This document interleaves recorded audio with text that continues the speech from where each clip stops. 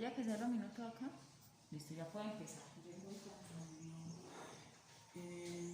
Buenos días, Dios les bendiga, gente linda del universo, naciones enteras que verán esta conferencia, esta prédica. Quiero bendecirlos, pueblo de Dios, en el nombre de Jesús.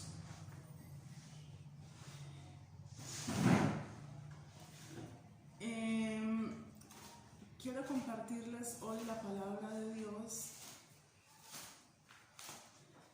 Instruye igual que siempre.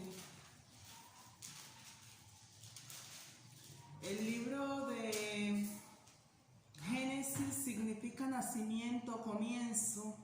He titulado esta prédica la obra del Espíritu Santo de Dios. Génesis significa nacimiento, comienzo, y este libro contiene los registros de la creación, el jardín del Edén, los antediluvianos o las personas del Edén, los antediluvianos que vivieron antes del diluvio, la torre de Babel, la dispersación de las razas y las vidas de los patriarcas Abraham, Isaac, Jacob y José. El sistema patriarcal es el gobierno por el varón que era la cabeza del clan. Génesis ha sido llamado el libro de los orígenes, pues todos los otros libros de la Biblia surgen de él. Éxodo significa salida y la referencia es la iglesia. La referencia es la salida de los hijos de Israel de Egipto. Este libro consiste de un relato del nacimiento y de los primeros años de la vida de Moisés, las 10 plagas, el viaje desde Egipto hasta el Sinaí, la entrega de la ley y una descripción del tabernáculo, la peregrinación de los hijos de Israel desde Egipto hasta la tierra prometida. Ha sido a menudo comparada a la peregrinación del creyente durante toda su vida. Los primeros 17 versículos del capítulo 20 del Éxodo contienen los 10 mandamientos, los cuales son la base del código moral de la civilización. El libro de Levitas se deriva de Leví, el nombre de uno de los hijos de Jacob. La tribu que descendió de Leví fue la tribu sacerdotal a la cual se le encargó llevar a cabo los ritos y ceremonias de los sacrificios y la enseñanza de la ley de Moisés. El libro nos da el ritual que se usaba en los servicios del tabernáculo y describe los deberes de los sacerdotes.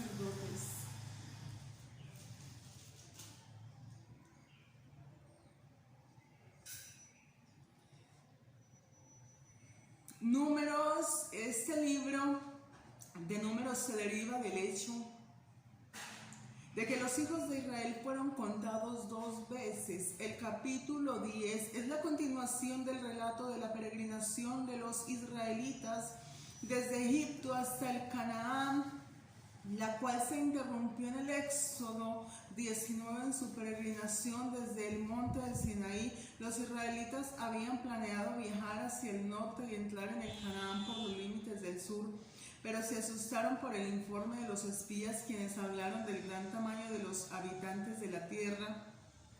Como resultado de eso, anduvieron vagando por el desierto durante 40 años y finalmente entraron en el Canaán por el este, cruzando el río Jordán. La experiencia de esos años en que vagaron por el desierto está registrada en el libro. La palabra en el libro de los Hechos de los Apóstoles, capítulo 2.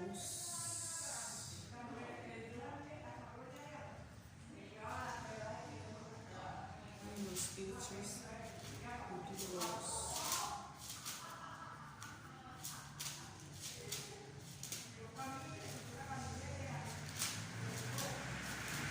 Nos habla de lo que hay que hacer para ser salvo.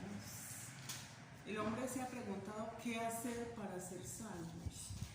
Aquí está la respuesta de nuestro Dios. En Hechos 2:38, Pedro les dijo: arrepentíos y bautícese cada uno de vosotros en el nombre de Jesucristo para perdón de pecados, y recibiréis el don del Espíritu Santo, porque para nosotros es la promesa, y para los hijos, y para todos los que están lejos, para cuantos el Señor nuestro Dios llamare. Y con otras muchas palabras les testificaba y les exhortaba, diciendo: sed salvos de esta perversa generación.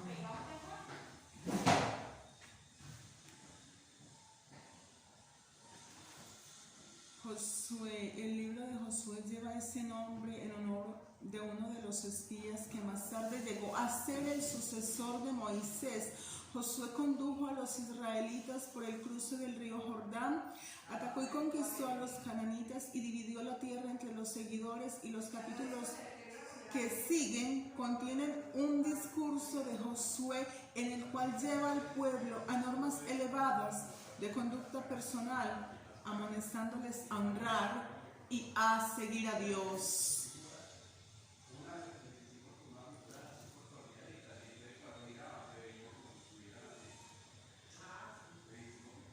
La primera y la segunda de Samuel, estos son los libros que estaban unidos en un solo.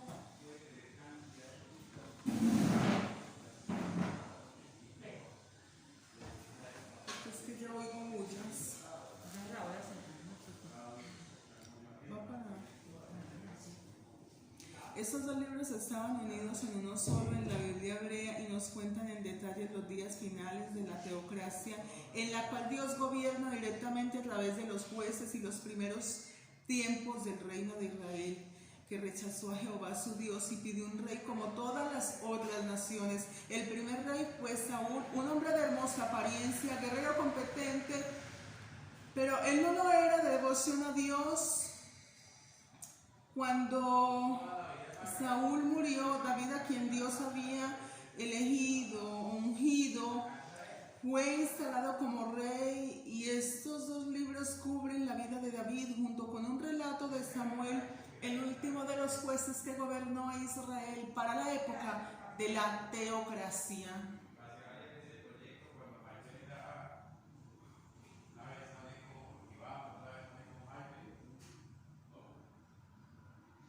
Los dos libros de Crónicas duplican en un sentido los libros de Samuel y de Reyes. Estos dos últimos escritos se cree que provienen de una fuente del reino, y provienen de una fuente, los dos libros de Crónicas, del reino del sur. Crónicas hace énfasis en la historia de Judá y la adoración del templo. El libro de Esdras, la palabra del Señor nos da un relato del regreso de algunos de los exiliados de la cautividad, la reedificación del templo. La tarea de la reedificación, en lugar de la adoración, lleva a cabo un ambiente de hostilidad y paganismo. Fue demorada también por la frialdad espiritual del pueblo.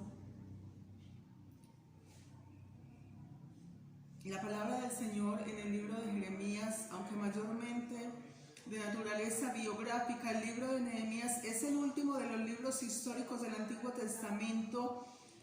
Cómo cooperó del rey Artajerjes. Nehemías disfrutaba de una vida lujosa, pero después de enterarse de las condiciones que existían allí, decidió regresar a sus antepasados, a la ciudad de Jerusalén, y a fin de reedificar los muros. Un hombre de acción, que fue también un líder de mucha firmeza, bajo Nehemías se llevaron a cabo importantes reformas religiosas y sociales.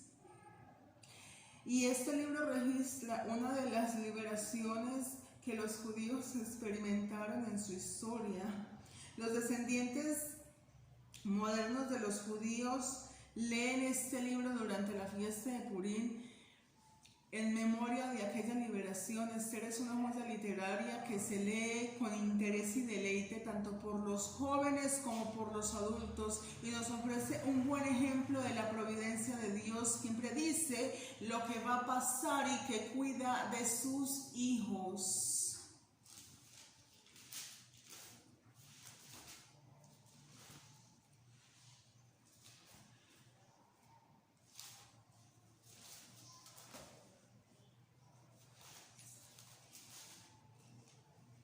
El libro de Corintios, la palabra del Señor,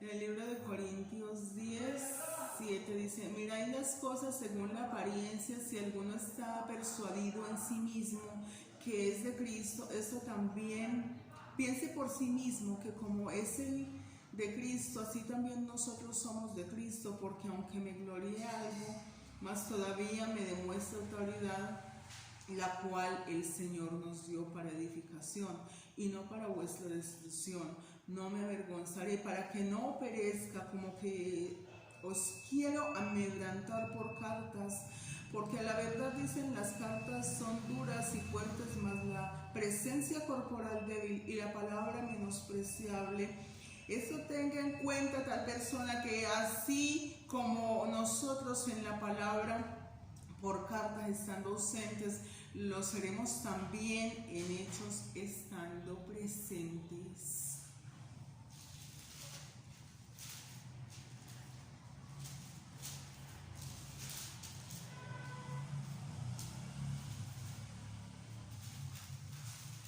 La palabra del Señor es pura, es viva, es eficaz. Dice la palabra de Dios que es más cortante que espada de doble filo.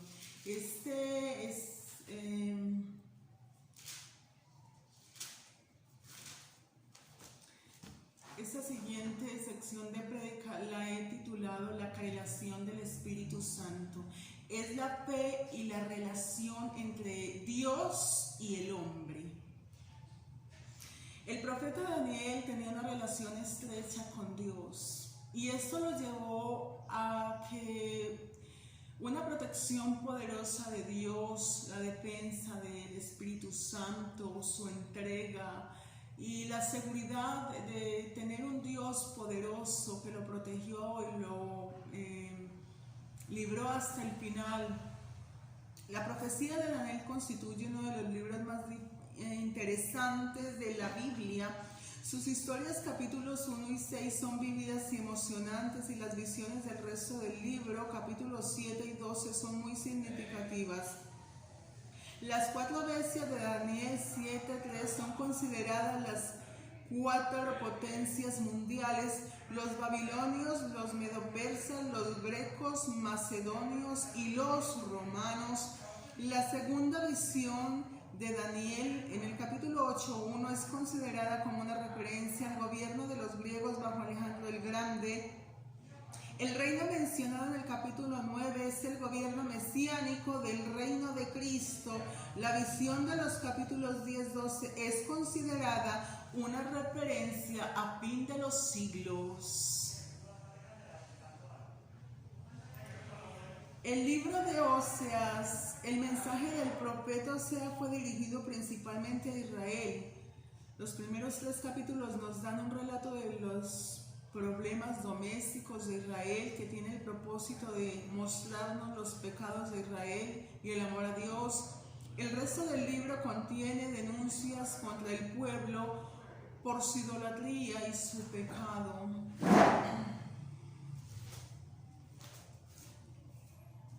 El libro de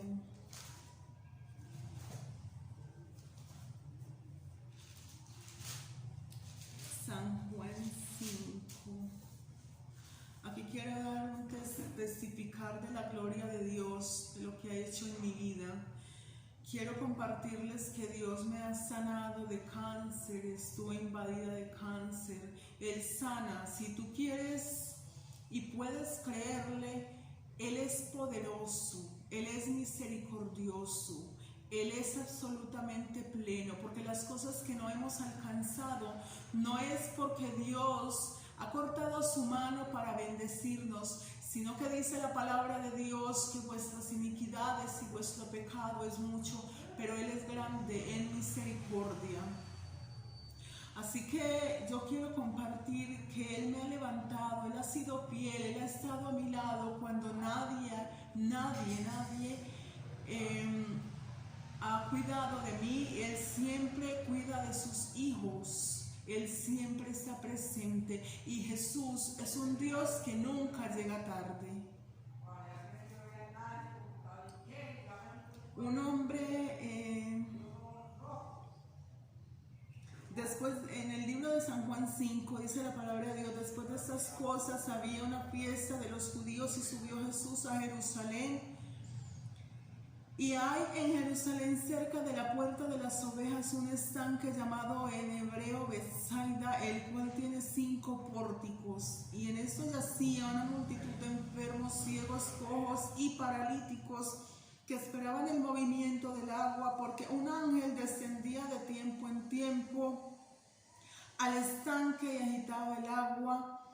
Y el primero descendía al estanque después del movimiento del agua, quedaba sano de cualquier enfermedad que tuviese. Y había allí un hombre que hacía 38 años que estaba enfermo.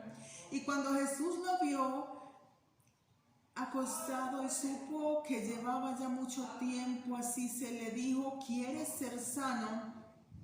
Señor, le respondió el enfermo, no tengo quien me meta en el estanque, y cuando se agita el agua, y entre tanto que yo voy, otro desciende antes que yo. Jesús le dijo: levántate, toma tu lecho y anda. Y al instante aquel hombre fue sanado.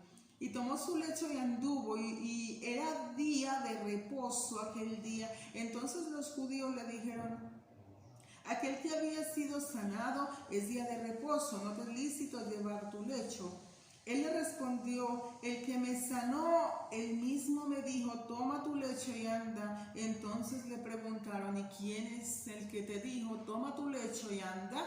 Y el que había sido sanado no sabía quién fuese, porque Jesús se había apartado de la gente que estaba en aquel lugar. Después le llamó Jesús en el templo y le dijo: mira, has sido sanado, no peques más para que no te venga alguna cosa peor. El hombre se fue y dio aviso a los judíos que Jesús era el que le había sanado, y por esa causa los judíos le perseguían a Jesús y procuraban matarle, porque hacía estas cosas en el día de reposo. Y Jesús le respondió: mira, mi Padre hasta ahora trabaja y yo trabajo.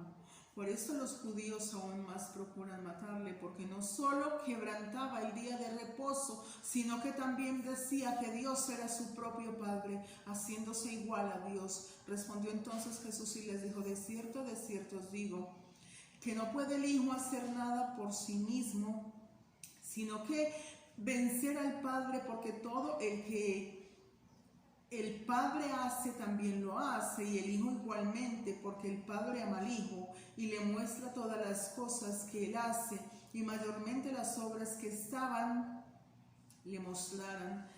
De modo que vosotros os maravilléis, porque como el Padre levanta a los muertos y les da vida, así también el Hijo a los que quiere da vida, porque el Padre nadie juzga, sino que todo el judío dijo al Dios, para que todos honren al Hijo como honran al Padre.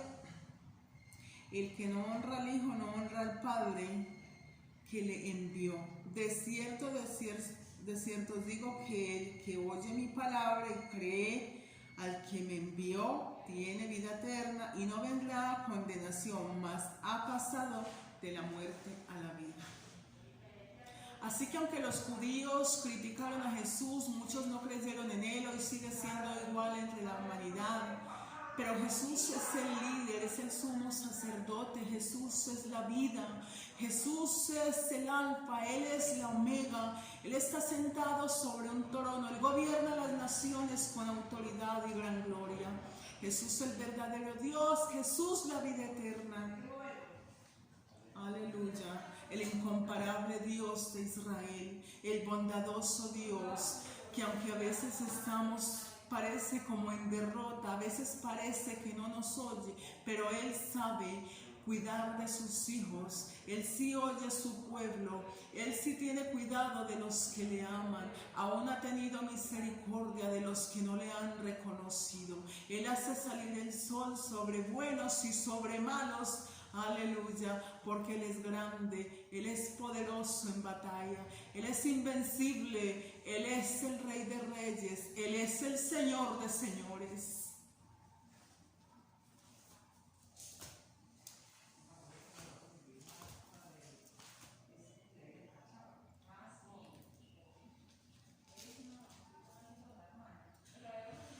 El libro de Jeremías, en el capítulo 43, aconteció que cuando Jeremías acabó de hablar al pueblo todas las palabras de Jehová Dios de ellos, todas estas palabras por las cuales Jehová Dios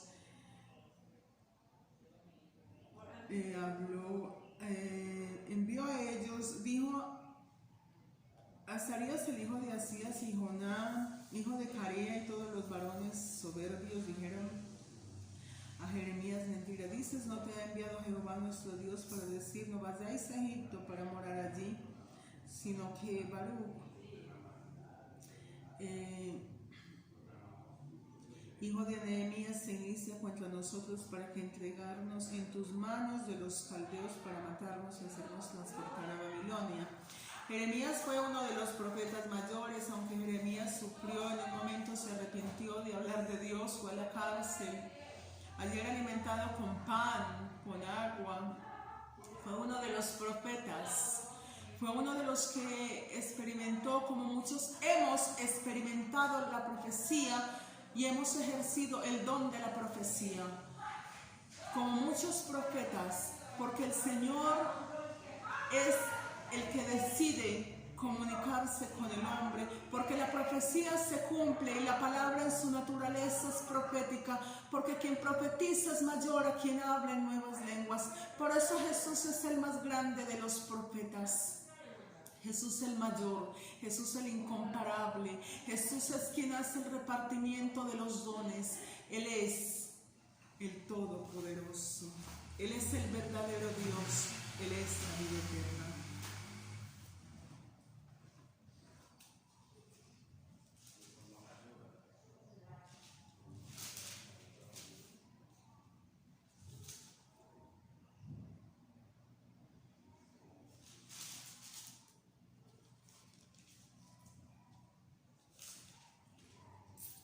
El libro, la palabra del Señor,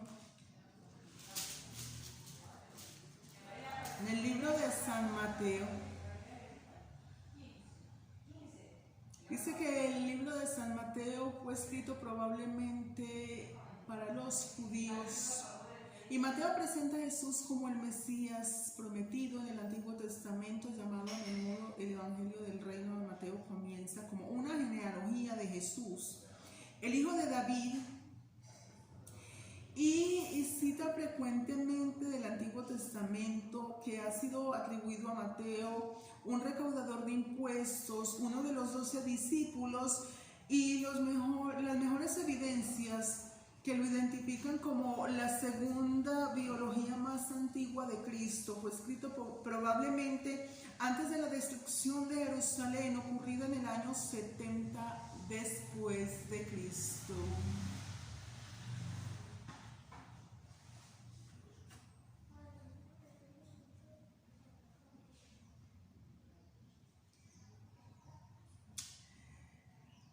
Marcos, la palabra del Señor en el libro de Lucas, fue este apóstol el autor del evangelio que lleva su nombre del libro de los Hechos. A diferencia de Mateo, Marcos, Lucas era griego y una persona de buena educación, médico de profesión que había sido compañero de Pablo, uniéndose con él en Antioquía en su segundo viaje misionero, probablemente sirviéndole como su médico y ayudante. El Evangelio de Lucas fue escrito para los griegos, por lo tanto presenta a Jesús como el hombre perfecto y aquel que sobrepasa los ideales elevados de los griegos. Lucas presenta a Cristo como el Hijo del Hombre, así también como el Hijo de Dios.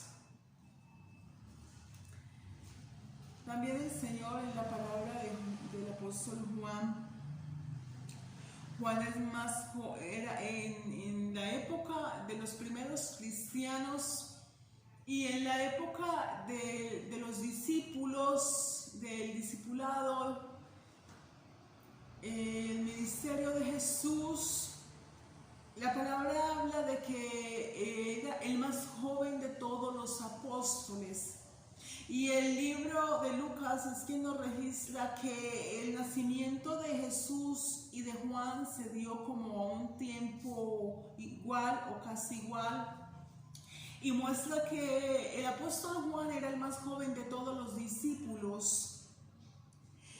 Él escribió este evangelio según el tiempo, después que Mateo, Marcos y Lucas escribieron los suyos, y su propósito fue suplementar esos mensajes. Los primeros 3 evangelios han sido llamados sinópticos del griego, debido a que presentan en general el mismo punto de vista de la vida y enseñanzas de Cristo. El Evangelio de Juan es un libro extraordinario y trata de los asuntos más profundos de la vida usando un estilo directo y simple.